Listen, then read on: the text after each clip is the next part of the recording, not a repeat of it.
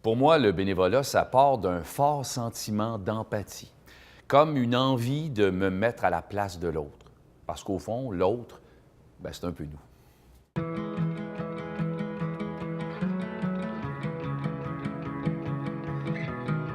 Aussi loin que je me souvienne, peut-être au primaire, j'allais à l'école, je me tenais avec les plus tannants, les plus sportifs. Et il y avait un jeune qui, lui, avait de la difficulté à marcher. Il partait de sa maison, puis il boitait, donc il arrivait à l'école toujours seul. Et un jour, je me suis dit, je vais prendre la peine de le suivre, de marcher avec lui. Et j'avais pris cette habitude-là. Puis un jour, il me dit, est-ce que tu voudrais venir chez moi après l'école? Et sa maman m'avait accueilli en disant, ah, c'est lui le petit garçon qui prend la peine de te suivre et de marcher avec toi. Ça m'avait tellement fait de bonheur de voir que sa maman était heureuse que ça m'est resté. Je me suis toujours demandé, c'est-tu parce que je voyais là-dedans une forme d'injustice pour ce petit garçon-là? Probablement. Je me souviens aussi qu'au secondaire, je travaillais comme moniteur de terrain de jeu. Et il y avait, dans les années 80, à ce moment-là, un désir chez les jeunes qui ont une déficience intellectuelle d'être intégrés. Les parents voulaient ça. Je me souviens d'une maman qui voulait amener son enfant au terrain de jeu et elle disait, bon, mais il faut qu'on lui fasse une place. Et moi, j'avais comme vu la détresse chez cette maman-là et j'avais décidé de l'amener et d'autres enfants déficients au cœur des enfants qu'on disait normaux pour que les enfants voient les différences. Alors, ça m'est toujours resté et au fil des années, je me suis impliqué bénévolement auprès de la déficience intellectuelle du Québec. J'ai animé un gala provincial. J'ai même fait un numéro avec un jeune déficient dont le rêve était de participer à un sketch avec mon personnage de garagiste. La fierté qu'il avait eue, lui, de se démarquer ce soir-là, ça va toujours rester dans mon cœur, ça, c'est certain. Moi, ça me fait sourire parce que souvent, les gens vont dire « Oui, mais tu es tellement occupé, où tu trouves le temps de faire du bénévolat? » Je vais donner un exemple, le CHUS de Sherbrooke. Je suis bénévole avec eux depuis 4 ans maintenant. Et ce sont tous des gens qui sont dans le comité des bénévoles. Ce sont des gens ultra occupés, des gens qui réussissent très bien en affaires. Alors, je me dis, eux, ils pourraient choisir de faire de la business puis pas mettre de temps. Non, si eux décident d'en mettre, pourquoi moi, j'en mettrais pas? Et c'est de voir le regard de ces gens-là qui sont bien nantis dans la vie. Ils me demandent, allez, pourrais-tu animer tel événement chez nous? Là, je leur dis oui. Ils sont tellement heureux. Alors moi, je fais comme, wow, quel bonheur je peux créer en donnant de mon talent. Parce que c'est un peu comme les centres d'action bénévole. La beauté de tout ça, c'est qu'on va demander à des gens quels sont leurs talents, quelles sont leurs forces. Par exemple, un comptable qui a été comptable toute sa vie, il tombe à la retraite, les centres d'action bénévole vont dire « Voulez-vous faire la comptabilité pour des gens dans le besoin? » Hey, c'est de mettre ton talent à profit pour les autres. Il n'y a rien de plus beau, tu sais. Pour moi, les bénévoles au Québec ou partout, c'est une richesse économique importante. Oui, c'est une valeur économique, mais je pense également aux bénévoles eux-mêmes.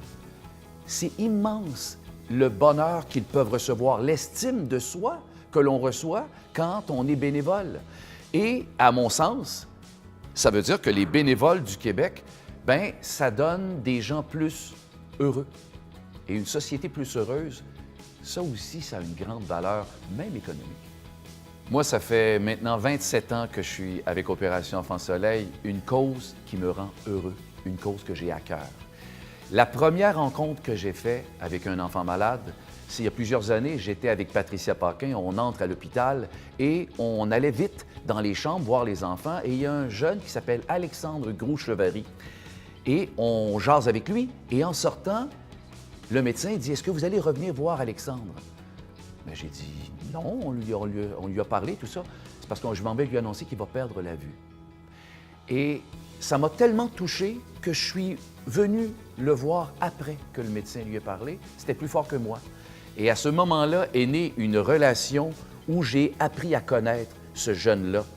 Et j'ai voulu en savoir davantage. Et au fil des années, on a gardé le contact. Et c'est merveilleux ce qu'il a pu faire. La résilience de cet enfant-là m'a fait grandir. Il y en a un autre que j'ai rencontré plusieurs années après qui s'appelle Gabriel Flibot. Je vais toujours me rappeler, c'était à Longueuil. On entre dans une maison et il y a beaucoup de tristesse dans la famille parce que le petit garçon a une maladie de peau et c'est marquant sur lui. Et il était, en plus de sa maladie qui était très grave, il était rendu faible et à l'école, il était victime de risée.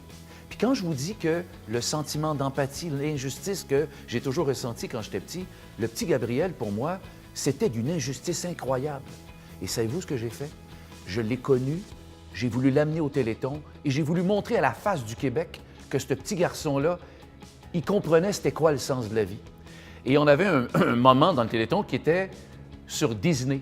Et on avait fait ensemble, il fallait faire des chansons Disney. J'avais demandé s'il voulait faire le livre de la jungle. Et tu sais, la chanson « Il en faut peu pour être heureux ». Et j'avais demandé à ce petit garçon-là, très timide, de venir faire un numéro avec Balou que je personnifiais.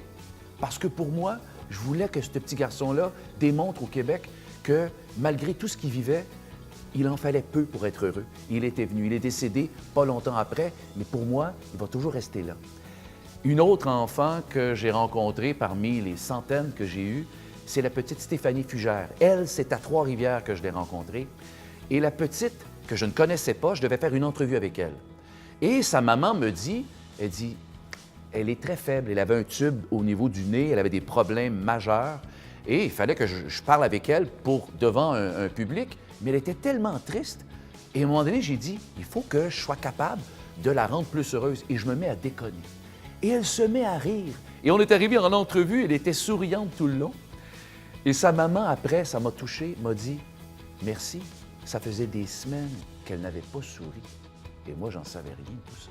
Et ça m'a complètement... Excusez, j'en parle, puis... Et ça me touche encore. Et bon, et on est restés amis, et puis même ma famille, on est devenus amis avec elle. Et c'est pour ça que moi, je fais du bénévolat.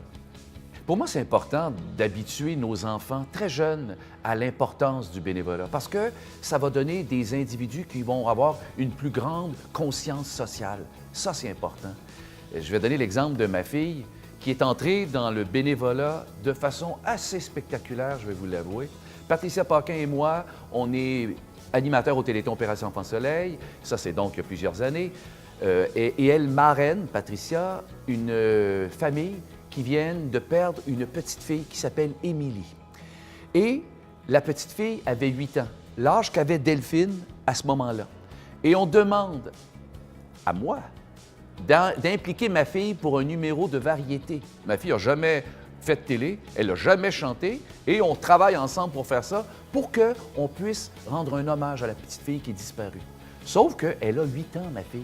Comment lui expliquer ça? Alors, j'ai décidé simplement de lui dire, on va faire une chanson à la télévision. Mais moi, je sais que quand elle va chanter, il y a une famille à côté qui est en pleurs parce qu'on essaie de rendre hommage.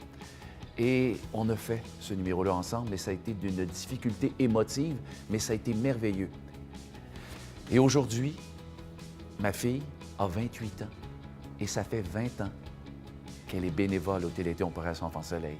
Elle travaille sur le plateau et elle aide les artistes et elle fait ça depuis 20 ans maintenant. Alors je dis oui, c'est important.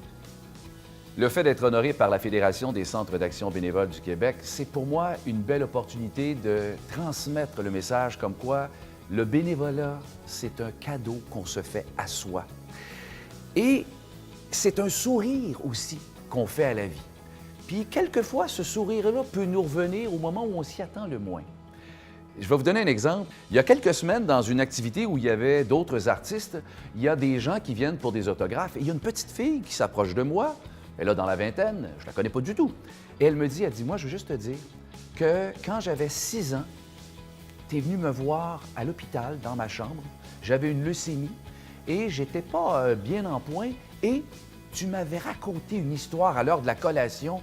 Elle me dit une histoire de souris qu'on trempe dans le chocolat et qu'on met au congélateur. Elle dit, je me souviens pas beaucoup de grand-chose à ce moment-là de ma vie, mais elle dit ça, je vais toujours m'en souvenir. Et elle dit, ça fait 20 ans. Et cette fille-là, c'est Lauriane, que j'ai eu un bonheur de revoir. Comme quoi, le sourire qu'on fait à la vie, des fois, il nous revient et c'est pour notre plus grand bien.